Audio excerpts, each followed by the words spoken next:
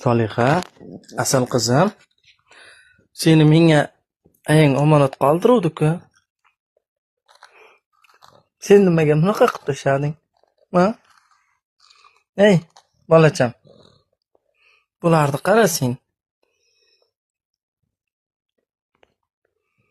Endi nima bo'ladi bu yog'i? Soliha? Kim qildi desa endi nima deyman men?